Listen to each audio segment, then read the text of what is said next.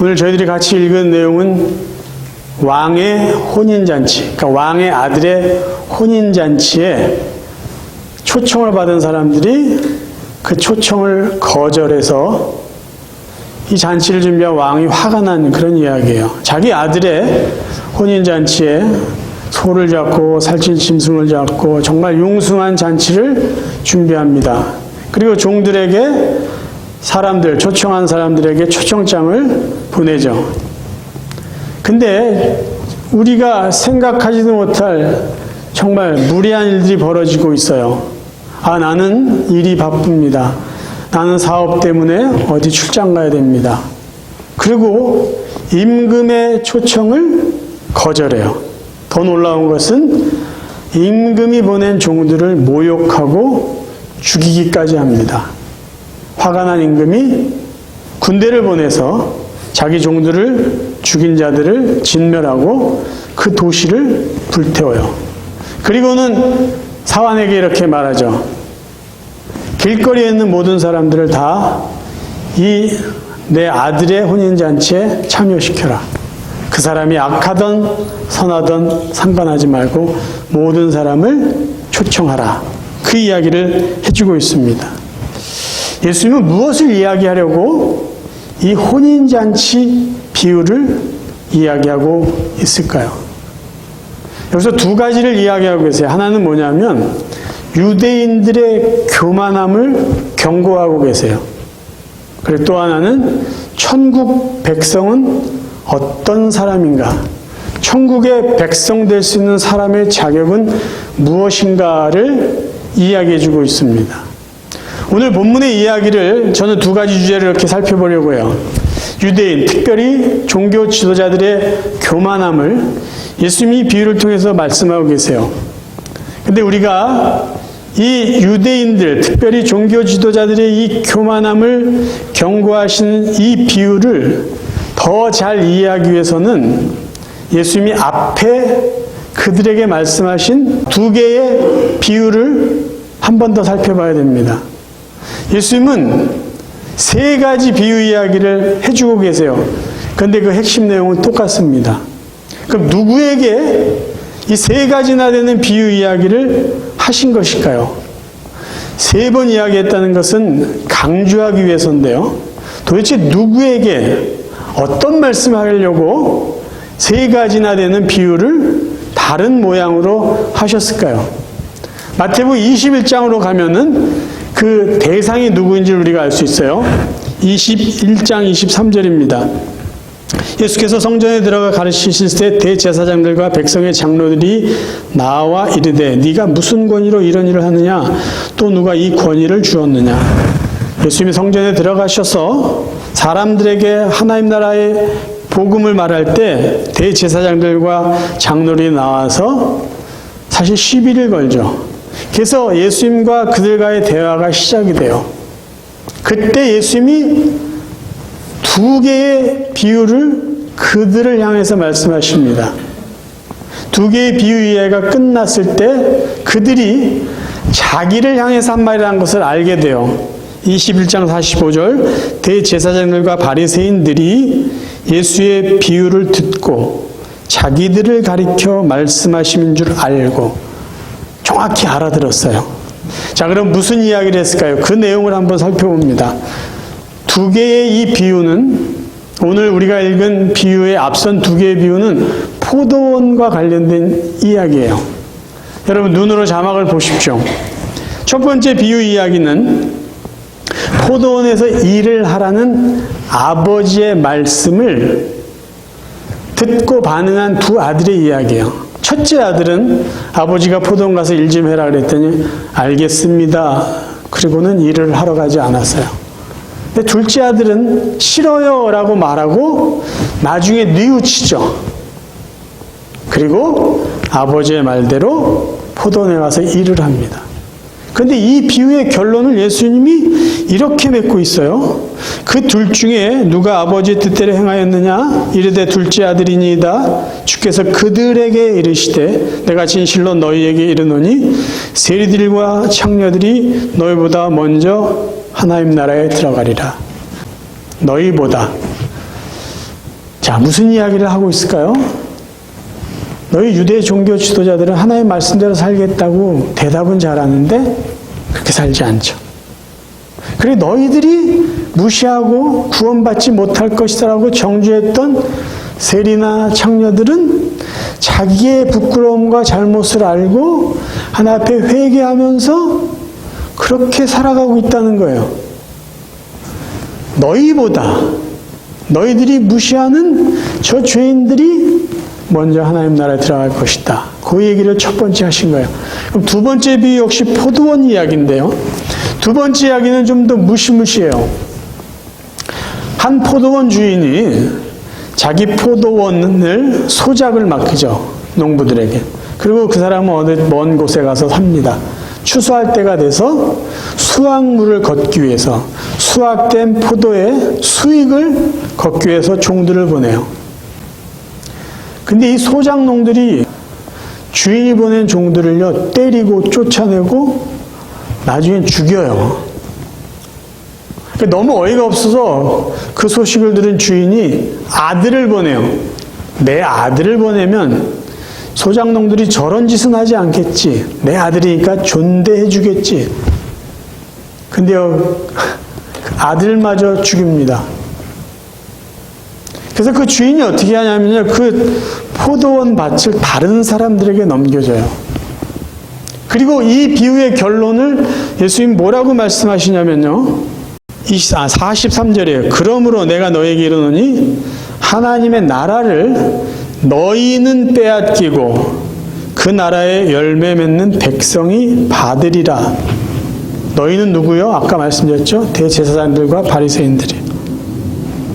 자, 예수님이 비유를 통해서 그들에게 뭘 말씀하고 계실까요? 그 사람들은요, 하나님의 은혜를 은혜로 알지 못해요. 그리고 하나님 앞에 겸손하지 않습니다. 감사하지 않고 교만하게 살아요. 그래서 하나님의 나라가 너희에게는 더 이상 허용되지 않는다라는 거예요.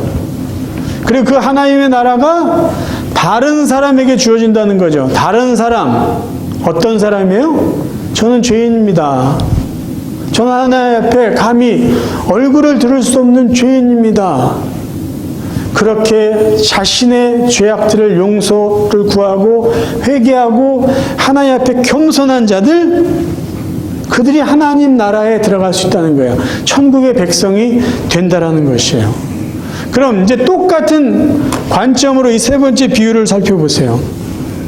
여러분, 어느 나라든 어느 시대든 어느 공동체든 높은 직책에 있는 사람이 정말 정성스럽게 준비된 잔치에 초대를 받았다면요, 특별한 일이 없으면 가는 것이 상식이고 예의예요. 근데 만약에 부득이 내가 그분의 초청에 응할 수 없다라면 그분이 이해할 수 있을 정도의 충분한 설명이 있어야 돼요. 그렇죠? 그것이 예의입니다. 예의. 시대를 막론하고 이건 기본적인 거예요. 잔치에 초대한 사람에 대한 예의예요. 근데 오늘 본문에 보면은 이 초대받은 사람은요, 초대한 잔치를 준비한 그 왕을요, 모욕하고 있어요. 그래서 그의 종들을 죽이기까지 해요. 무엇을 이야기해요? 하나님이 이미 천국 잔치에 유대인들을 다 초청했어요. 근데 이들은 그걸 너무 당연하게 여기고 그 귀한 초청의 자리를 하찮게 여기는 거예요. 내 할 일이 바쁜데 그런데 안 가도 돼요. 왜 자꾸 귀찮게 합니까? 축복의 자리를 팍 차요. 그래서 이 임금이, 이 하나님이 누구에게 그 자리를 허락하십니까? 이방인들이에요. 선하던 악하던 모든 자에게 하나님의 자리, 천국 잔치 자리에 초청을 합니다. 지금 그 이야기를 하고 있는 거예요. 유대인들이 얼마나 하나님의 은혜 앞에 교만한가, 은혜가 은혜인지 모르고 있는 그들을 지금 경고하세요. 정신 차리라는 거예요. 너희들 그렇게 살아서는 하나님 나라를 빼앗기게 된다. 누가복음에 보면요, 실제적으로 하나님의 의로우심, 하나님의 계획을 거절하고 있는 유대 종교 지도자들에 대한 이야기가 나옵니다. 제가 쉬운 성경으로 읽어드리겠습니다. 누가복음 7장 28절부터예요. 내가 너에게 말한다. 여자에게서 태어난 사람 중에 요한보다 더 위대한 사람이 없다. 그러나 하나님 나라에서는 가장 작은 자가 요한보다 더 위대하다. 이 말씀을 들은 모든 사람과 세리들은 요한의 세례를 받고 하나님은 의로우시다고 여겼습니다.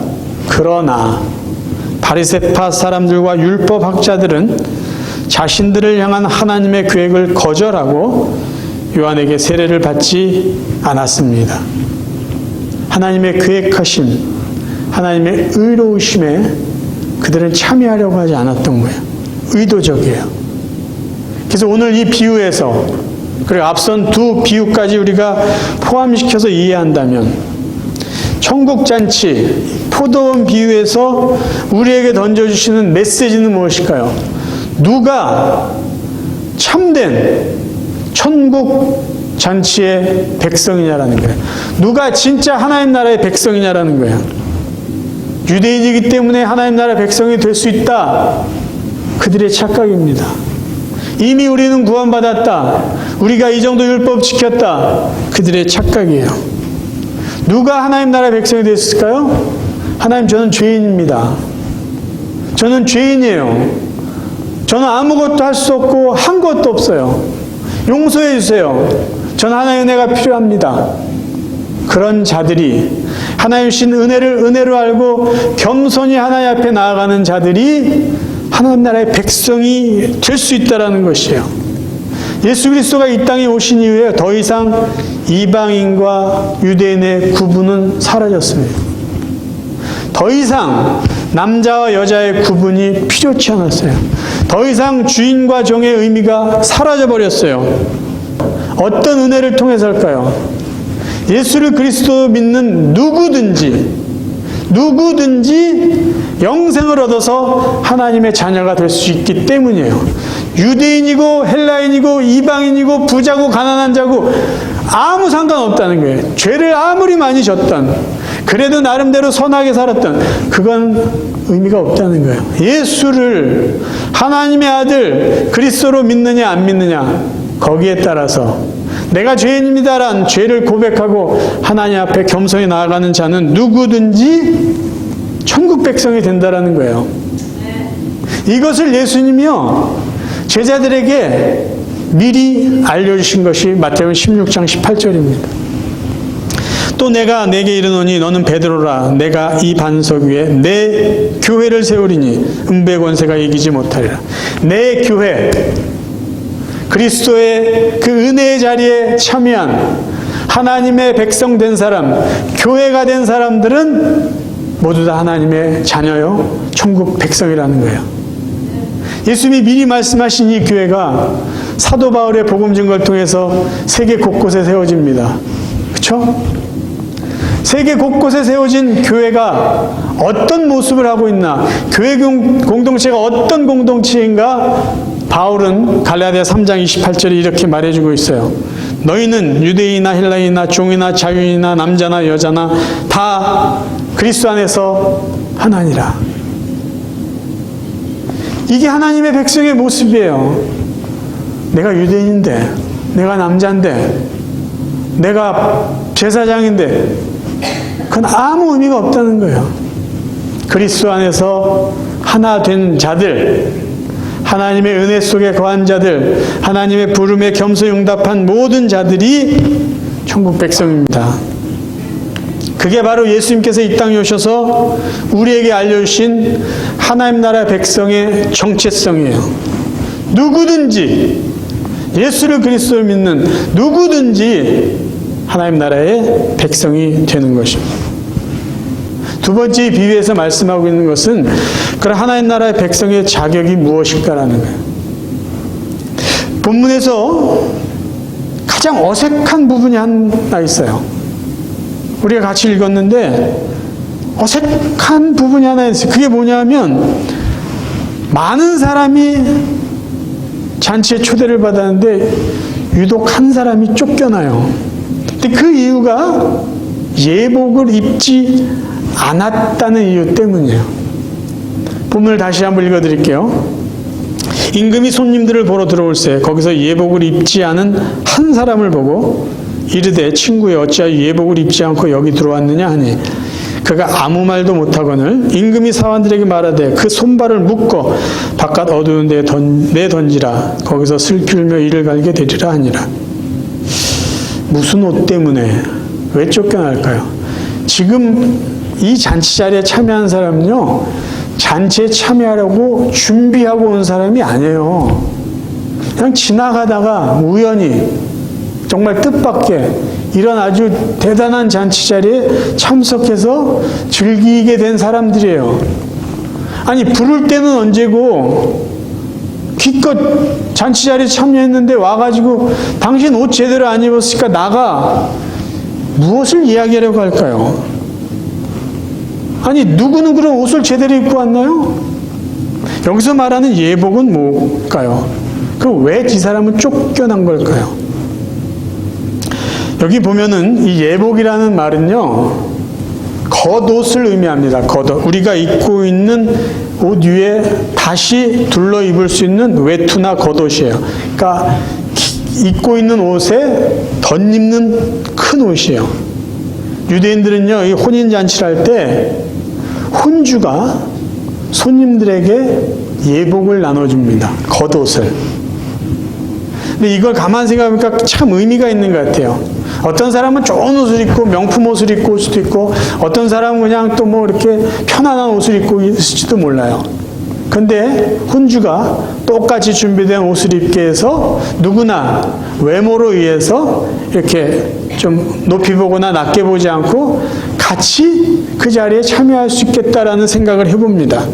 그러면 지금 이 비유에서 예복이라는 것은 누가 누구에게 준 걸까요? 오늘 본문의 시작을 예수님이 이렇게 하고 있어요. 천국은 마치 자기 아들을 위하여 혼인잔치를 베푼 어떤 임금과 같다고 그랬어요. 그럼 이 잔치에 참여한 사람들은 누가 준비해 준 겉옷을 다 입어야 했을까요? 임금이 준비해 준 겉옷, 예복을 다 입고 잔치 자리에 앉아야만 합니다. 근데 지금 이 한 사람은요, 임금이 준비한 이 예복을 입지 않는 거예요. 됐다라는 거예요. 불성실하죠. 태도가 예의가 있는 태도는 아니죠. 자, 그럼 여기서 비유에서 말하는 이 임금은 누굴까요? 하나님이에요. 혼인잔치는 뭘까요? 천국잔치예요. 하나님께서 준비해 주신 예복, 이 옷은 어떤 옷일까요?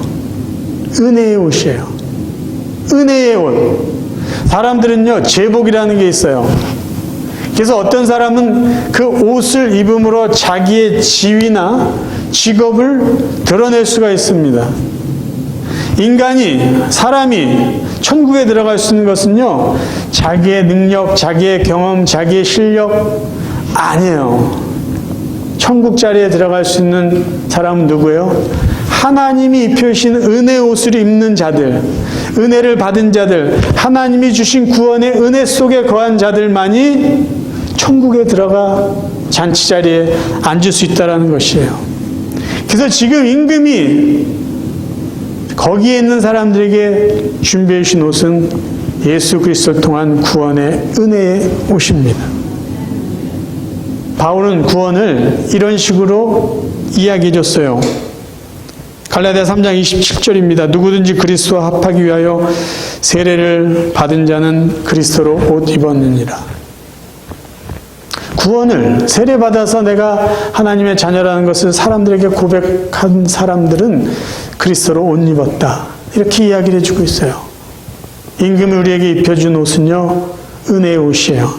그 은혜 받은 자들, 그들만이 천국 혼인잔치에 들어갈 수 있습니다. 천국 백성의 자격이 어디에 있습니까? 하나님의 은혜 받은 자들이에요. 은혜 받은 자들, 하나님이 입혀주신 옷을 입은 자들이 천국 잔치에 들어갈 수 있다는 것이에요. 이제 마지막으로 하나 더 살펴보고 싶은 게 있어요. 천국을 잔치로 예수님이 비유해 주고 계세요. 그럼 천국 잔치와 우리의 구원에 대해서 한번 연결지어서 생각해 보기 원합니다. 천국잔치에 우리가 참여했다라는 것이 어떤 의미가 있을까? 여러분, 다윗 이야기를 잠깐 하겠습니다. 다윗이 정말 어렵게 이스라엘의 왕이 됩니다. 그가 왕권을 잡은 후에 평상시에 그 시대에 보통 사람들이 했던 일을 하지 않아요. 그 시대에 새로운 왕권을 잡으면 전임자의 흔적을 지우는 게 새로운 왕권을 잡은 사람들이 하는 일이에요. 그렇죠? 혹시 구테타를 일지 모르니까 전임 왕과 함께 일했던 그 부하들을 다 죽이거나 그 전임 왕의 일가족을 다 죽이거나 그런 일들이 새로운 왕권을 잡은 사람들이 했던 일들이에요. 근데 다윗은 왕권을 잡은 후에 물론 사울이 죽고 정말 친한 친구 요나단이 죽었지만 다윗은 사울의 가문, 사울의 가족들을 돌보려고 마음을 먹습니다. 그래서 사울의 가족이 누가 있냐라고 찾기 시작해요. 사무엘 하 9장의 이야기를 제가 읽어드립니다. 다윗 왕이 이르되 사울의 집에 아직도 남은 사람이 없느냐? 내가 그 사람에게 하나님의 은총을 베풀고자 하노라 하니 시바가 왕께 이르되 요나단의 아들 하나가 있는데 다리 저는 자니이다 하니라. 왕이 그에게 말하되 그가 어디 있느냐 하니 시바가 왕께 이르되 로드발 암미엘의 아들 마길의 집에 있나이다 하니라. 다윗 왕이 사람을 보내어 로드발 암미엘의 아들 마길의 집에서 그를 데려오니 사울의 손자 요나단의 아들 무비보셋이 다윗에게 나와 그 앞에 엎드려 절하며 다윗이 이르되 무비보셋이여 하니 그가 이르기를 보소서 당신의 종이니이다. 다윗이 그에게 이르되 무서워 말라. 내가 반드시 내 아버지 요나단으로 말미암아 네게 은총을 베풀리라. 내가 내 할아버지 사울의 모든 밭을 다 네게 돌어주겠고 또 너는 항상 내 상에서 떡을 먹을지니라 하니 그가 절하여 이르되 이 종이 무엇이기에 왕께서 죽은 개 같은 나를 돌아보시나이까 하니라. 무비보셋은 왕자 중 하나처럼 왕의 상에서 먹으니라. 무비보셋이 항상 왕의 상에서 먹음으로 예루살렘에 사니라. 그는 두 발을 다 절더라. 무비보셋은요 급하게 도망치느라고 유모가 떨어져서 두 다리를 절게 되는 불구자예요. 그리고 그는 몰락한 왕가의 손자였기 때문에 늘 불안하게 살았어요. 내가 죽을지 모른다. 그냥 이 불편한 몸을 갖고 그냥 숨죽이면서 살아왔어요. 근데 어느 날 갑자기 다윗 왕이 사람을 보내서 자기를 찾는 거예요. 그리고 다윗 왕의 궁궐로 그 왕과 가족들이 식사하는 식탁 자리로 무비보셋이 이끌림을 받아서 갑니다. 어마어마한 일이 갑자기 벌어졌어요. 너무 뜻밖의 일을 당하니까 무비보셋이 다윗에게 뭐라고 말하냐면요. 9장 8절 보세요.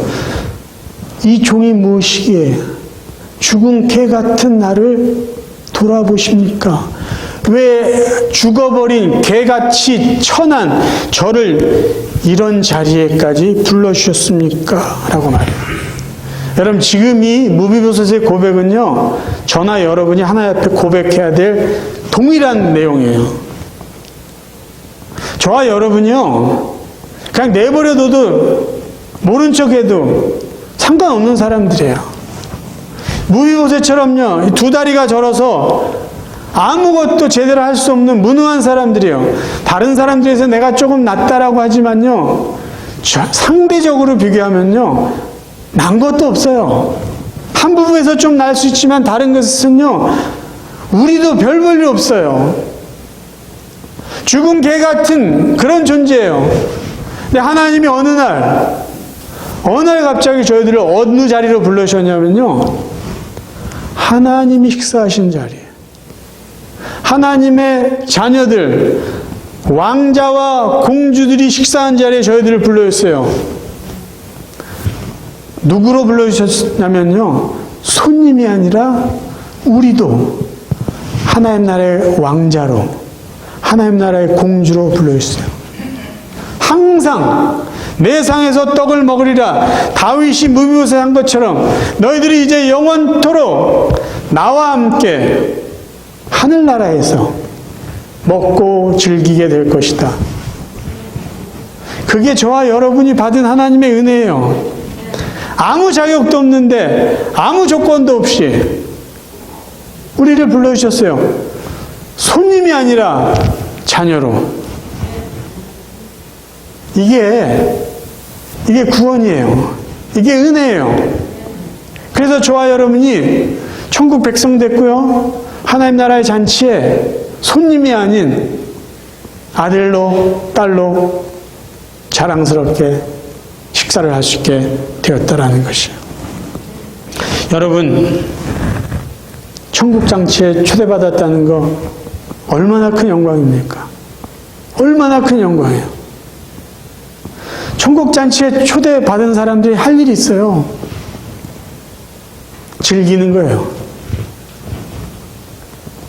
먹고 싶은 거 다 먹는 거예요. 거기서 괜히 걱정거리 이야기할 필요 없어요. 거기서 불평불만 이야기할 필요 없어요. 잔치 자리라니까요. 마음껏 먹으라고 하나님이 준비해 놓으신 자리라니까요. 우리는 손님이 아니라 가족이라니까요. 뭘 걱정하세요? 이게 하나님이 저와 여러분에게 베푸신 은혜고 누리라고 허락하신 축복입니다. 저와 여러분이 하나님 나라의 백성, 천국 잔치에 참여하자는 걸 기억하시고요. 감사하시고 즐기시고 먹으시고 나누시고 서로 사랑하면서 하나님 만나는 그날까지 하나님 나라의 왕자답게 하나님 나라의 공주답게 품위를 유지하면서 살아갈 수 있는 우리 복된 성도들 되시기를 주님의 이름으로 축원합니다.